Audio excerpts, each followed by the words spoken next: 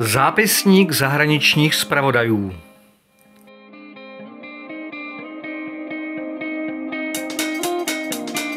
Zpravodajství, které děláte vy sami. V České republice je tak velká svoboda a demokracie, že i tento náš korespondent chce zůstat v anonymitě. Záběry natočil exkluzivně pro československou televizi.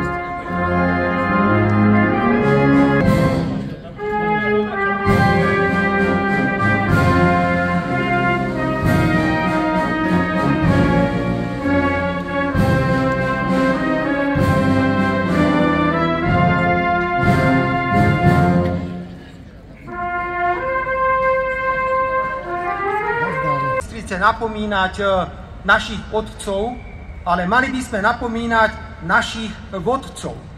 A hovorím to preto, drahé Slovenky a drahí Slováci, že po skončení druhej svetovej vojny bolo celkom prirodzené, že vznikali inštitúcie, ktoré reagovali na nový svetový poriadok. Či to bola Organizácia spojených národov, či to bol Norimberský tribunál, ktorý reagoval na zločiny nacizmu, alebo či to bol úplne nový medzinárodný právny systém. Keď sa stretli americký prezident Roosevelt s sovietským lídrom Stalinom a britským premiérom Churchillom vo februári 1945 v Jalte, tak Roosevelt povedal svojim partnerom: musíme nastoliť nový medzinárodný poriadok a urobiť všetko preto, aby nasledujúcich 50 rokov na celom svete bol mier. Áno, môžeme konštatovať, že niekoľko desaťročí po skončení druhej svetovej vojny medzinárodné vzťahy fungovali v rámci určitého priestoru, ktorý títo veľmi múdri a schopní svetoví lídri nastavili po skončení druhej svetovej vojny. Dnes však musím s ľútosťou konštatovať, že dnes už neplatia pravidlá, ktoré boli nastavené. A medzinárodný poriadok sa zmenil na krutý súboj bez akýchkoľvek pravidiel. Prekračujú sa červené čiary, ktoré boli nastavené počas studenej vojny. Červené čiary, ktoré sa nielen rešpektovali v minulosti, ale aj červené čiary, ktoré boli vymožiteľné rôznymi medzinárodnými prostriedkami. Je nebezpečné, že sme dnes svedkami možnej globálnej konfrontácie. A čo je ešte smutnejšie, dnes sa úplne otvorene hovorí o hrozbe jadrového konfliktu že niečo podobné by sa mohlo stať. A buďme teraz úprimní a povedzme si, že ani my, Európania, nie sme bez viny. Je to zaujímavé, ale my, Európania, máme zvláštnu vlastnosť. Vždy naberáme pocit a do tejto pasce spadáme pravidelne, že máme právo rozhodovať za iných a rozhodovať, čo je správne a čo nie je správne. Že máme právo hovoriť iným, že takto si musíte spravovať svoje veci. Že máme právo povedať, toto nemôžeš písať, toto nemôžeš hovoriť a ty nemôžeš ísť hrať hokej, alebo ty nemôžeš ísť súperiť niekam na olympijské hry. Toto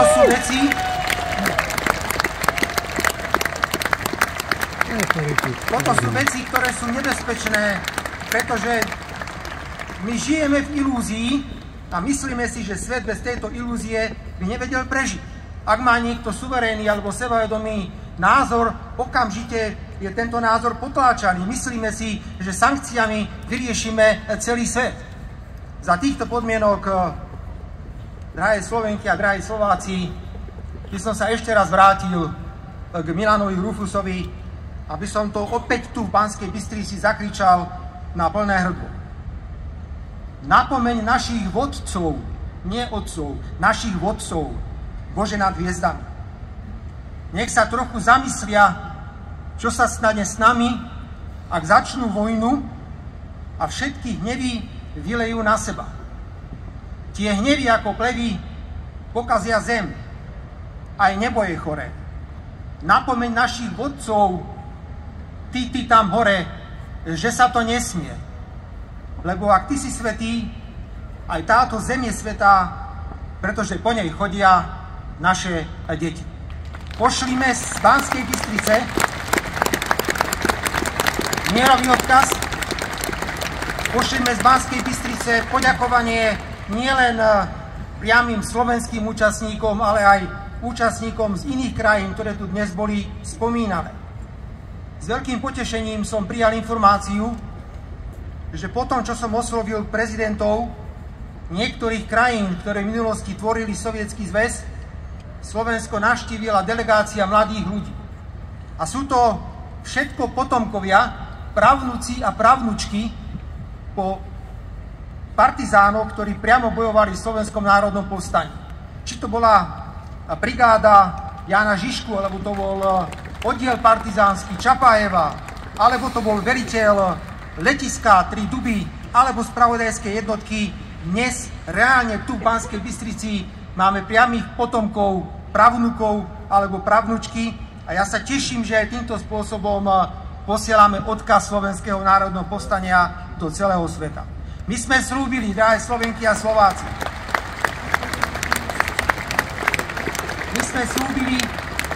že oslávam štátnych sviatkov vrátime dôstojnosť a úctu. Už sa nesmie opakovať, že vládni politici sa zamknú v pamätníku Slovenského národného povstania a neumožňa verejnosti súčasniť sa takýchto oslav. Už sa nesmie stať, aby vládna garnitúra ignorovala také štátne sviatky, ako je svätého Cyrila a Metoda. Od samého rána vidíte, že sme do tohto podujatia dali obrovské úsilie.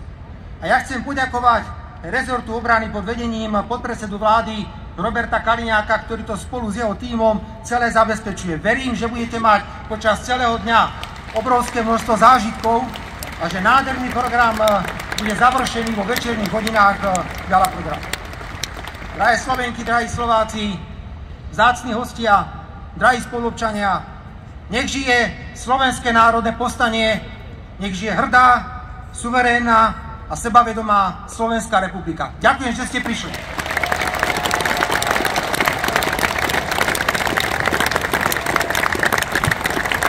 A to v situácii, keď o výsledku vojny ešte zďaleka nebolo rozhodnuté.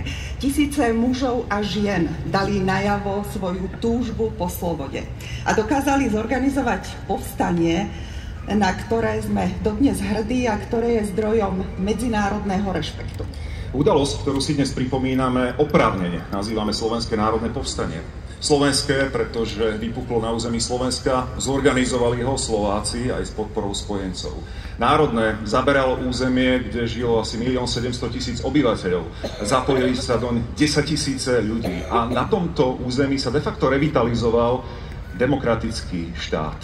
No a povstanie, pretože nešlo o vzburu, ale premyslený odboj s cieľom revolučnej zmeny.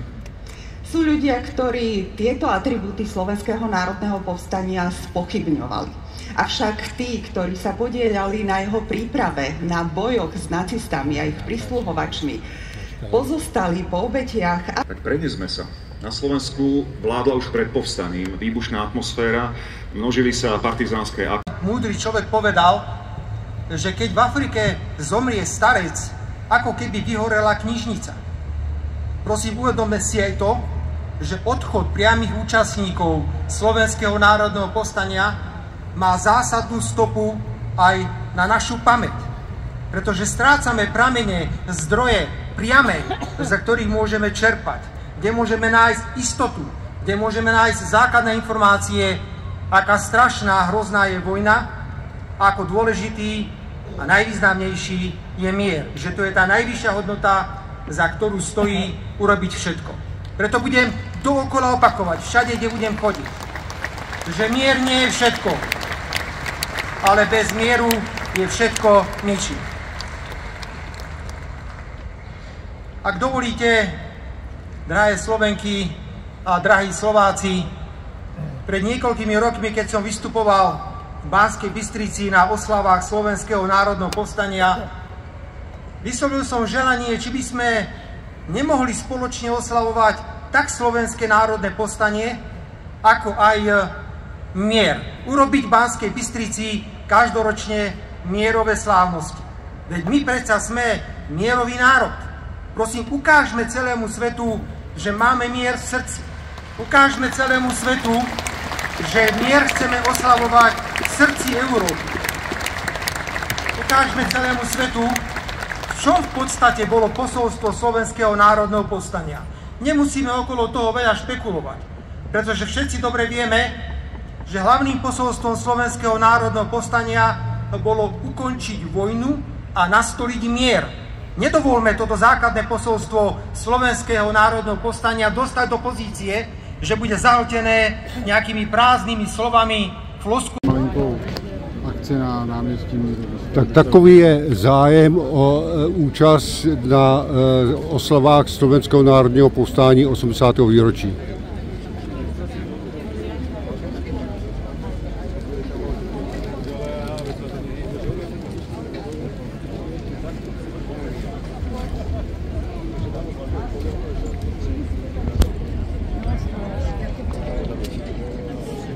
Dvě fronty zájemců o účast.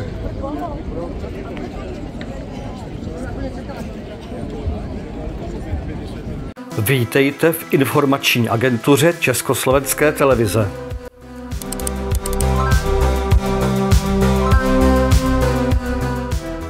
Děláme profesionální novinařinu.